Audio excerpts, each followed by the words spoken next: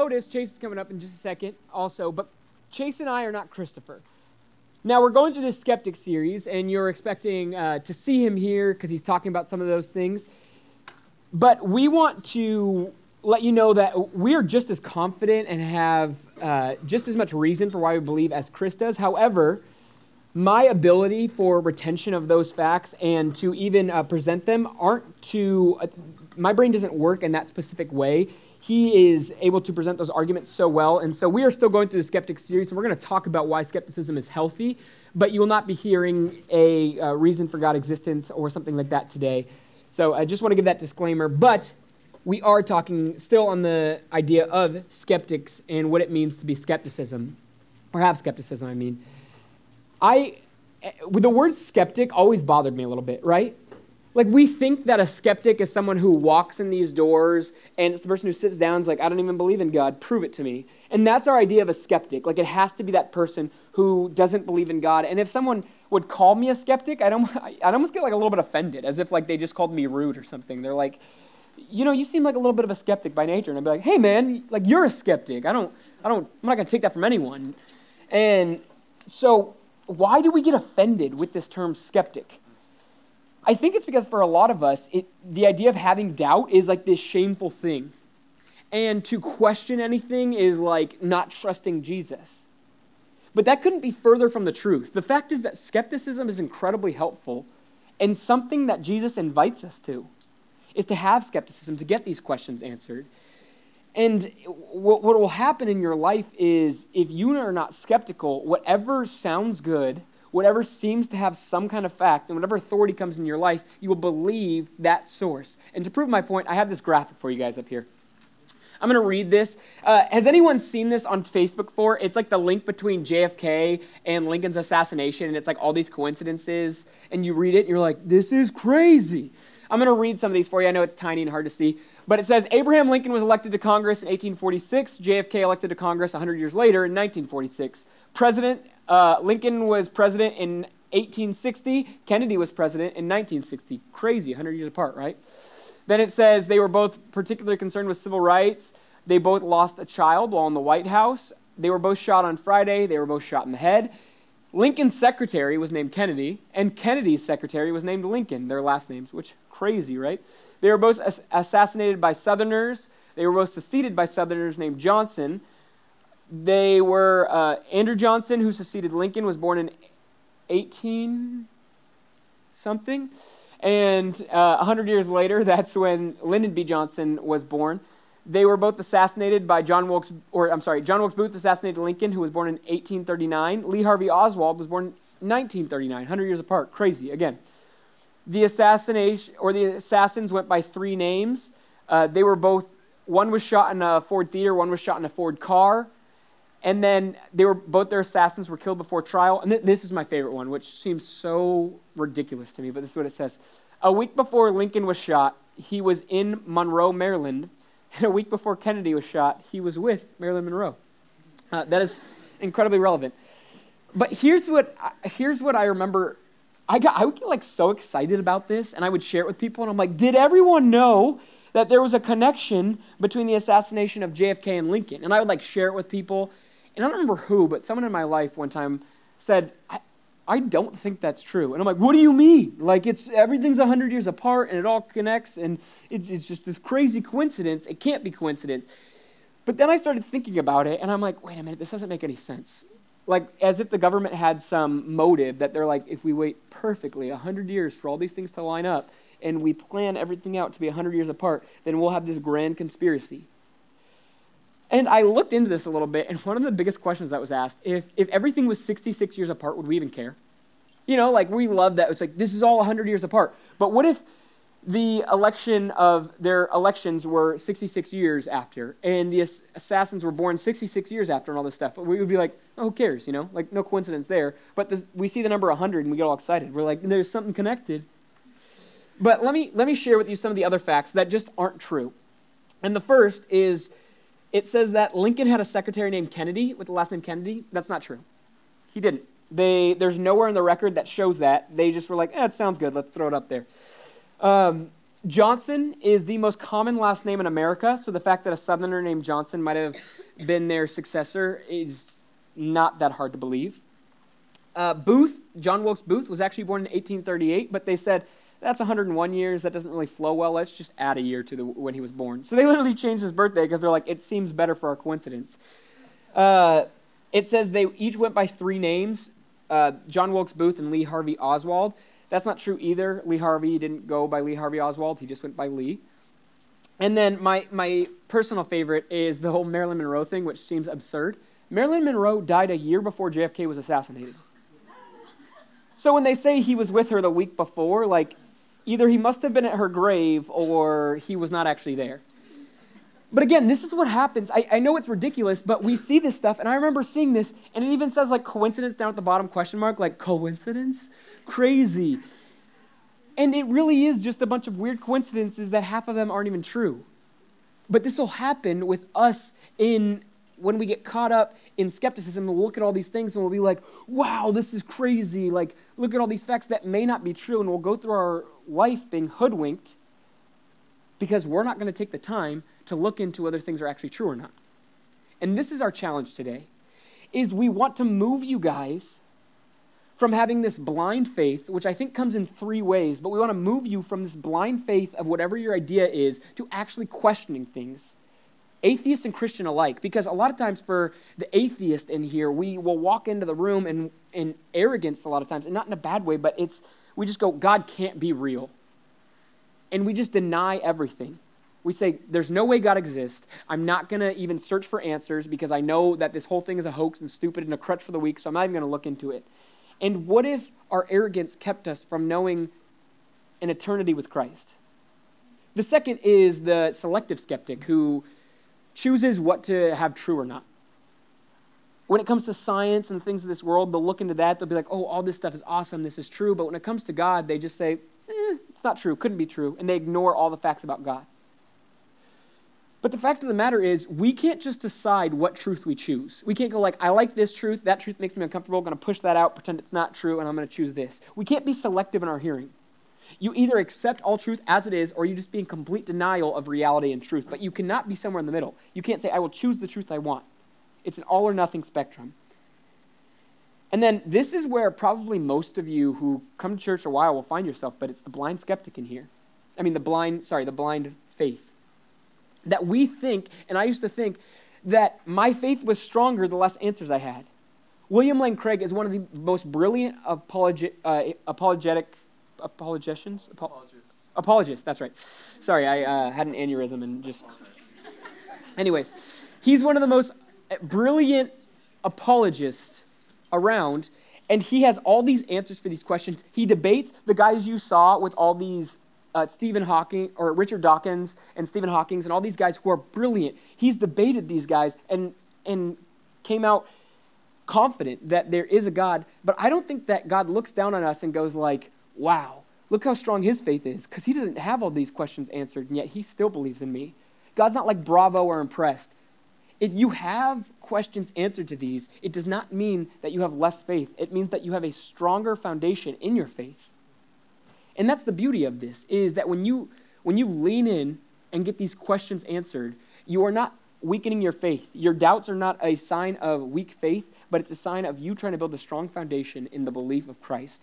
And real quick, this is talked about in the Bible. There's an example of someone who does this. It's in Acts 17, verse 10, and it says, as soon as it was night, the believers sent Paul and Silas away to Berea.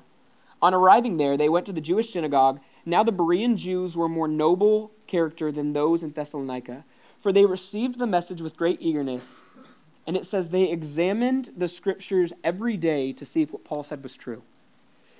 As a result, many of them believed, as did also a number of prominent Greek women and many Greek men. They were skeptical. They said, are what you were preaching, is that true?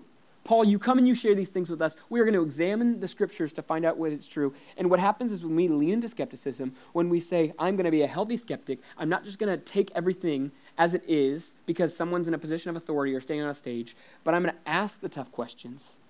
I'm going to dive in and find out if this is true, what you're talking about in this series. then the result is what happened to the Bereans, which says, as a result, many of them believed, and as did a number of many other Greek men and women. And as a result of our skepticism, people may believe. And let's see what some of the other benefits of skepticism are. So Chandler, he was talking about the unhealthy ways of skepticism. And skepticism in and of itself is neither good nor bad. It's not healthy or unhealthy, it's what you do with it. And so you have unhealthy ways that we were talking about. We were talking about the unhealthy ways of those who are coming in arrogant. Those who come in thinking, there's no way. There's no possible way that there is a God. And then you have the other side of the extreme, those who have a blind faith in Christianity. That whenever you thought they have of doubt comes into the head, they try to think of something else. But they both don't do anything with their doubts. But what if there was a healthy way of skepticism? What if instead of doing nothing with your doubts, you actually pursued them? You explored them. You tried to find the deeper meaning. You pursued truth instead of remaining in the comfort of doing nothing. So if a healthy way of doing skepticism is pursuing truth and not comfort, then that's what we're going to be talking about today. Chandler and I are going to be talking about the 3 healthy outcomes, the 3 healthy ways of skepticism. Again, it's not doing nothing with your doubts, but it's pursuing truth. So the first thing that will happen when you're pursuing truth is that you will have a strong foundation. Those who pursue truth as their foundation they'll know what they're talking about. They'll actually know what they believe. If you have comfort as your foundation, then you actually don't have a strong foundation. You have a weak one. Because those who have a comfort foundation, maybe they are the ones who listen to the sound bites and the extremes of media. They'll listen to a YouTube video, and this guy is quoting this atheist, and he's just dispelling any act of God, and this person, they find the comfort in that. Someone's on my side, and they place this YouTube video as their foundation. Or the other side, the Christian who doesn't want to have any doubt enter in their head, so they think of something else right away because any doubt makes them feel uncomfortable. They have comfort as their foundation. Guys, if you have comfort as your foundation, it's not going to stand. It's not a strong one. Don't believe in something just because it makes you feel comfortable, but believe in truth even when it pushes you past your comforts. You see someone who has a comfort foundation, they might seem like they have a strong one, but that's just an appearance. It's a facade. This person's actually on the fence. Because deep down, they haven't explored the truth. They don't know what they believe. So whether you're an atheist or a Christian, don't be on the fence. Know what you believe. Seek truth. Have truth be the foundation of what you are trying to find, and not comfort. Because when the storms of life come, or when the unfortunate things happen, maybe when a professor starts to question of what you believe, or a pastor starts to question you, or maybe a terrible event might happen, maybe your parents get divorced, or maybe you start getting bullied at school, or maybe you don't get accepted into your dream school, and all these things are happening to you. What's at your foundation? Can it handle the storms of life? Do you have truth at your foundation, or whatever makes you feel comfortable? Because what happens when you're uncomfortable? So how do we seek truth? How do we become that healthy skeptic that has truth as their foundation? How we strengthen our foundation? Guys, we actually explore our doubts. We welcome them. We try to figure out what is the answer. We go through all the options. Now, it doesn't mean to practice all the religions and go through all the cults. I actually know someone who did that, and it was a crazy story, and he was talking to me. I was like, yeah, I went through all of the 6 major religions. I was like, what? And he's like, I came to Jesus, and man, he's true. It was an amazing story, neither here nor there. But guys, explore the 5 pillars of Islam. Know what that's all about. Know the yin and yang of Taoism. Know the Torah of the Jewish faith. But if you want truth as your foundation, you also have to explore the man of Jesus Christ. Because in John 14:6, he made a bold claim. He's saying, I'm the way, the truth, and the life. So if you want to be a healthy skeptic, if you want to have a strong foundation, you want truth as your foundation, you at least have to see, what is this man talking about? What does he claim to be? What does he claim that he has done and that he will do? Study that. Whether you're an atheist or Christian, know what you believe. Because, guys, don't have comfort as your foundation. Because trust me, I place truth as my foundation because there's some things that I believe that don't make me feel comfortable. Like the thought of eternity, I still to this day don't like to ponder too long. I don't like to go into too deep a thought of eternity because it just freaks me out. And I remember the first time that I was thinking about eternity, it blew my mind to where I ended up starting, I was just weeping. And I was outside my parents' door waiting for my mom to kind of talk me through it. Her answers really didn't help because I still worry about it today. But that doesn't make me feel comfortable. And even the other side of eternity, you have those who don't believe in Jesus Christ. I believe that there's going to be an eternal punishment, that they'll be outside the presence of God. Guys, that's not comfortable to say, but it's true. So what's at your foundation? Do you have truth at your foundation or whatever makes you feel comfortable? Jesus, he used a parable, and he's talking about two men. There's one who heard truth and applied it to their life. And there's one who heard truth and didn't apply it to their life. It's in Matthew 7. He's talking about these two foundations, and it says in verse 24, it says, "Therefore, everyone who hears these words of mine and acts on them will be like a sensible man who built his house on the rock. The rain fell, the rivers rose, and the winds blew and pounded that house, yet it didn't collapse because its foundation was on the rock. But everyone who hears the words of mine and doesn't act on them will be like a foolish man who built his house on the sand. The rain fell, the rivers rose, the wind blew and pounded that house, and it collapsed. And its collapse was great." So the parable is already assuming that Jesus' words are truth. But for the sake of the argument, let's just say whatever you hold to be true is at that foundation. Do you know what you actually believe? Because those who know what they believe, they're not on the fence. They're firm. They planted themselves on a rock because when the storms of life come, they're not going to be toppling over. Again, both these houses are standing strong when the weather is nice, when it's sunny, when life is going great. But what happens when a tragic event happens in your family or to your life? What happens when things don't go the way that you planned it? Those who are wishy-washy in what they believe will be washed away. But I also want to challenge you, what is at your foundation? What is your truth? Does it move? Does it have the answers of when life is just seeming chaotic, when there is a storm that is happening? For those of us who claim that Jesus is our truth, that he is at our foundation, we know that he is all-powerful, that he is eternal, that he is all-knowing, that he was a sacrifice for our sins, that he invites us into relationship with him. That is our truth. Ephesians 2:20 says he is the cornerstone. This is the stone you lay first. Once you lay this down, no other stone on the foundation will move. So our foundation is not going to be shaken when we're going through these storms of life. Our truth, we know that he will not ever be false because he is the way, the truth, and the life. So if you want to be a healthy skeptic, you pursue truth. And that builds the strong foundation. Here, Chandler, he's going to be talking about the second healthy outcome of skepticism. You guys can go ahead and turn to Ephesians 4. We're going to get there in just a second. But as you guys are turning there, if this first benefit of being a healthy skeptic in our life is that we're not sitting on the fence anymore, but we have the questions of our life answered, then the second is that when we have built a firm foundation, when you've rooted yourself, you can't be shaken by anything that comes along. And let me issue a challenge to everyone in this room that what happens after you die is life's most important question.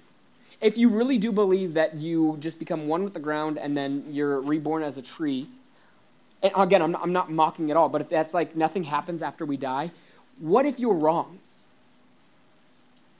And as a Christian, you think you're spending eternity with God, but what if you're wrong?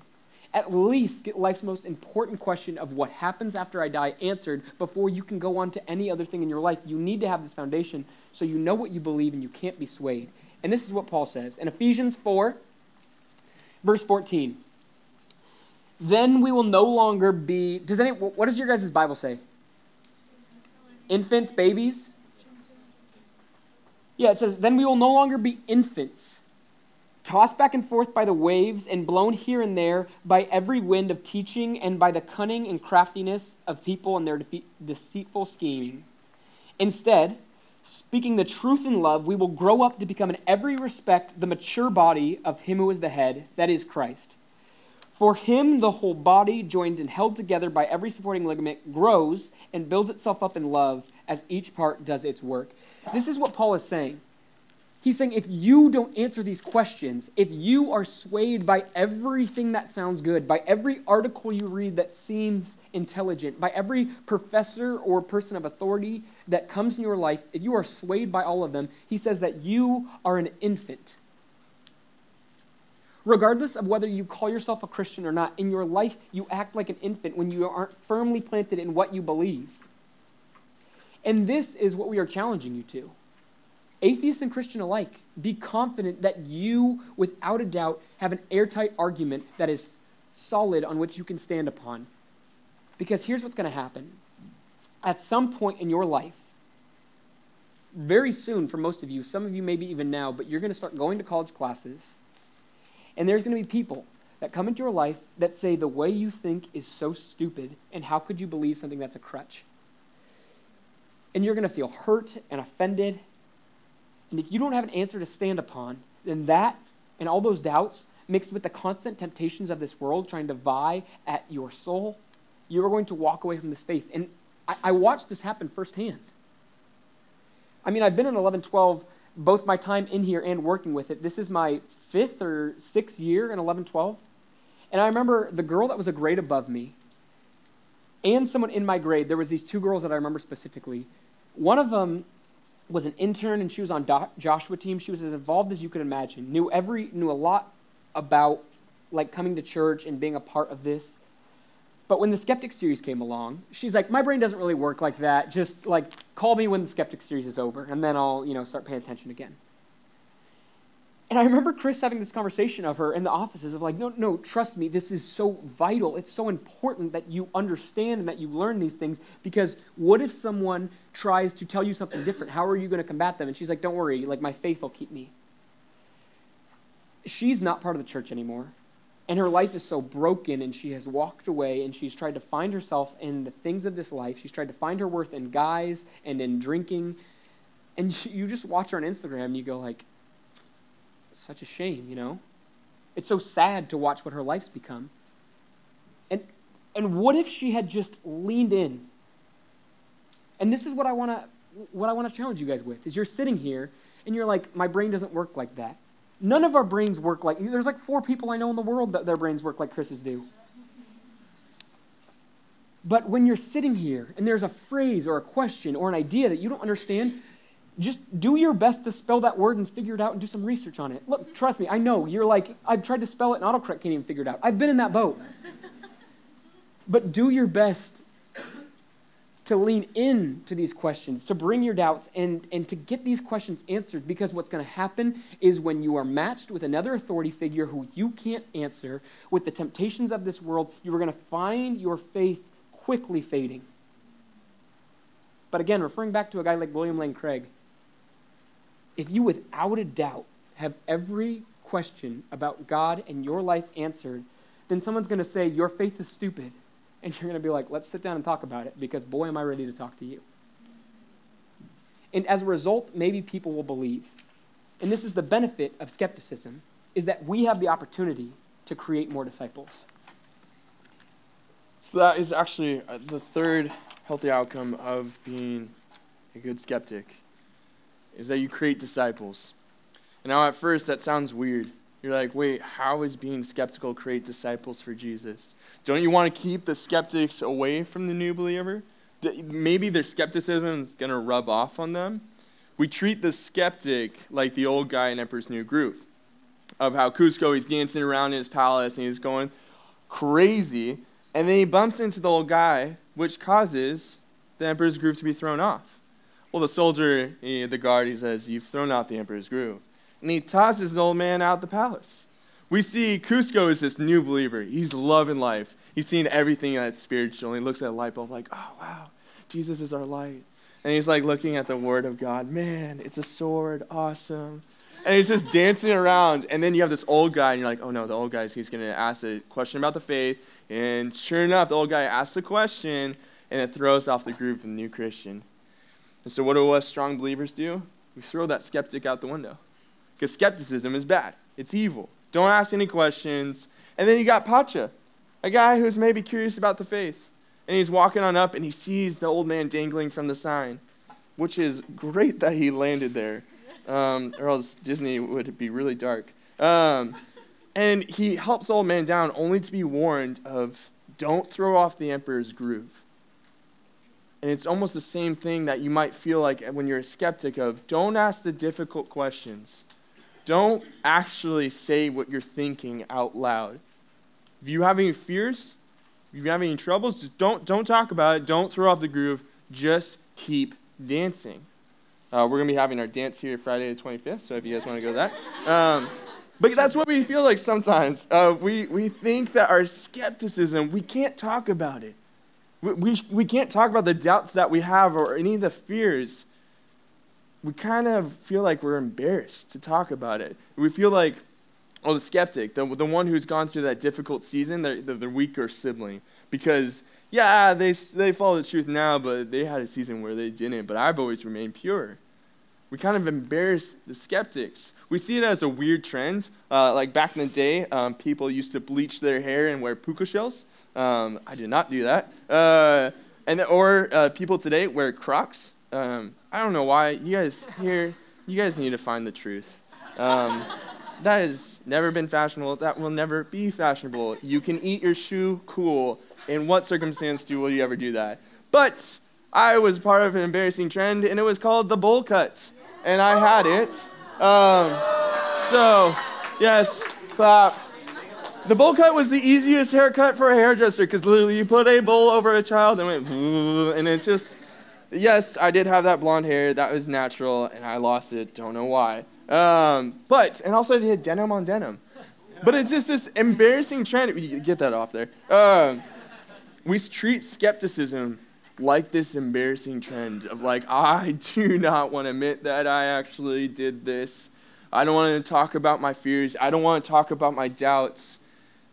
But what if God is able to use your season of skepticism?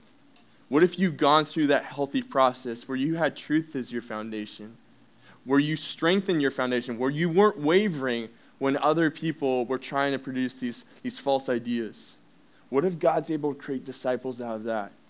Here in Matthew 28, it talks about of how we are to create disciples. Jesus, he's about to ascend into heaven, and he's telling his disciples on how to create more disciples. So in verse 19 in chapter 28 it says this, "Go therefore and make disciples of all nations, baptizing them in the name of the Father and the Son and of the Holy Spirit, teaching them to observe everything I've commanded you." There's two different aspects of creating disciples. One is to baptize them, and the other one is to teach them everything that Jesus has commanded. Baptism can be done in a moment, but teaching someone is done throughout a process. If we're wanting to create disciples, we're going to have to teach them. And what does every good teacher do after they've taught a lesson? They always ask, "So, any questions?" They're able to answer any of your questions. They're able to take any of your hesitations, any of your pushbacks, any of your, wait, hold on, I don't understand this. Again, if what they're teaching is true, then it's not going to waver. They can handle all the questions that you have.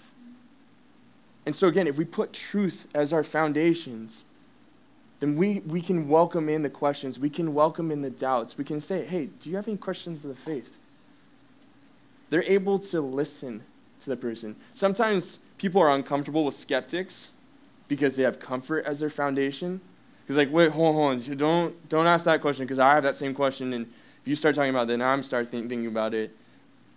But the healthy skeptic, they have truth as their foundation. They can welcome in any of the doubts. They can welcome in any of the fears. So they're able to listen. That's the first good way of creating disciples. You're able to listen. The second way is you're able to relate. You're able to get down to their level. I think one of the most freeing moments I ever had in my life is when I was on an RA retreat, and I was talking to my RD. I was talking to my boss, and I was telling him about where I was at spiritually, and how I wanted to be somewhere else, but there was doubts that were coming. I wanted to be somewhere else, but I was being skeptical. And I just told him, I said, "I know I just need to grow in my faith." And he said, "Hey, It's okay. I said, what do you mean it's okay? I know the church has taught me always grow in your faith. He said, it's okay to be where you're at. And I think some of you guys need to hear that right now. It's okay to have your doubts. It's okay to have your fears. But at the same time, grow in your faith. Those two statements can be true at the same time. It's going to be okay to be where you're at and also grow at the same time. Because again, what my RD was telling me, he said, don't sit in your doubts. Don't do nothing with them. Do something. Explore them. Trying to find the deeper meaning. Set truth as your foundation. So guys, it is okay where you're at right now. But just know that you are not to just sit there. Do something. So to create disciples, you listen. You relate with them. And then you point them to be proactive. You tell them, hey, don't sit in your doubts, but actually explore them. So we saw the 3 healthy outcomes of skepticism. You have truth as your foundation. It's a strong foundation, not comfort.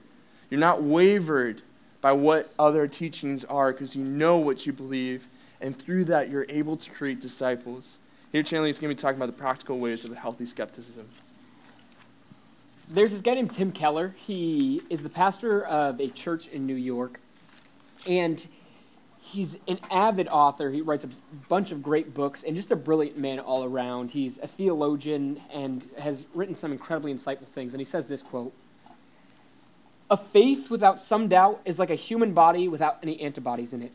People who blindly go through this life too busy or indifferent to ask hard questions about why they believe as they do will find themselves defenseless against either their experience of tragedy or the probing questions of a smart skeptic. A person's faith can collapse almost overnight if he or she has failed over the years to listen to his or her own doubts, which they should be discarded only after long reflection. Believers should acknowledge and wrestle with doubts, not only theirs, but their friends and their neighbors." I love that Tim Keller said, faith without some doubts is like a human body without any antibodies in it.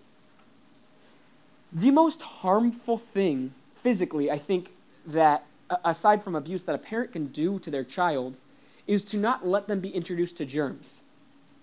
Like the parent who you see in the grocery store that's always sanitizing the hand bar and that's like sanitizing the cabinets and like sanitizing the toys and the binky falls down and they're sanitizing it and you're like, have you gone through like 100 million sanitizing wipes this year? And their child is in like this little protective bubble and they've never seen a germ in their life. We think like, man, that's good parenting, and their kid will never get sick. No, what they're doing is they're prolonging a sickness that is going to strike eventually and much harder. And see, what happens is kids that never get introduced to germs, they never develop antibodies, things that can learn to fight those germs. And so when they grow up and they get older and then just a regular flu comes by, it can kill them. Because their body is not used to dealing with the germs. And in the same way, we in our lives like to think that we just need to get rid of all doubts. That we just need to wipe everything clean of doubt in our life and just pretend that they don't ever arise. Like, la la la la la, I'm gonna follow Jesus and no one bring any doubts to me, and that's how I'm gonna go through this life. But you are doing yourself a huge disservice.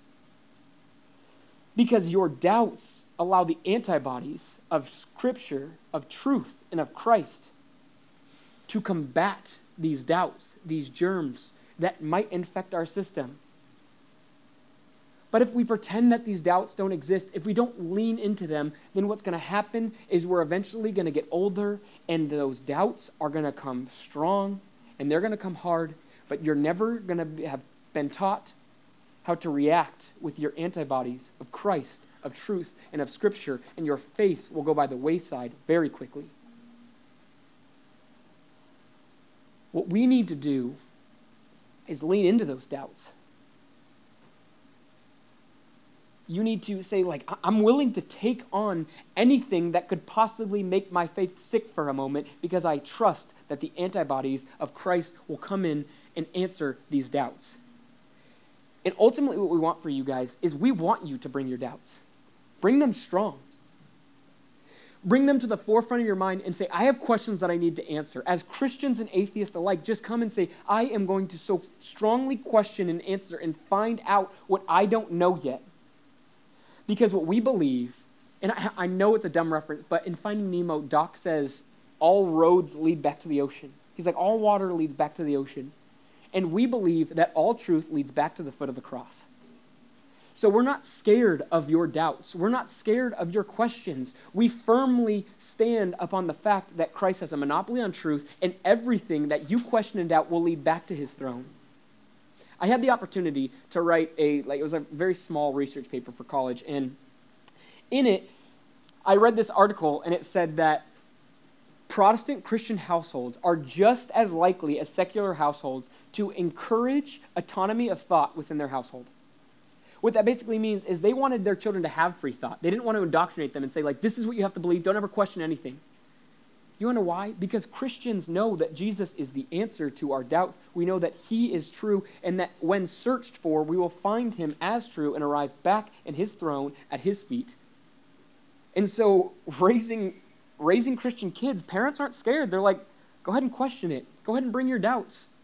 Because you're going to find that your faith will be stronger and more firm than it ever was before. And your doubts will bring you back to the foot of Jesus. And so I encourage you, think freely. If you're sitting in here and you think that we have some kind of brainwashing system, that when you get into 11:12, that we teach you how to think, and if you question it, then you'll be shunned, that couldn't be further from the truth. We say, think freely, learn how to think, and we present truth to you because we believe that on your own free thought, you will arrive back to the throne room of God and you will worship him. And we get that opportunity to do that right now, as we bring our doubts before God and we lean in this series to have our doubts answered. Let's pray. Dear Lord, thank you for creating us with doubt. Thank you for not just making us robots who just go around blindly believing that you're God, but that we would question things. We would ask about eternity. We would ask about if you exist and if you're real, so that we could come back and be led once again to your throne. We love you. We pray these things in your name.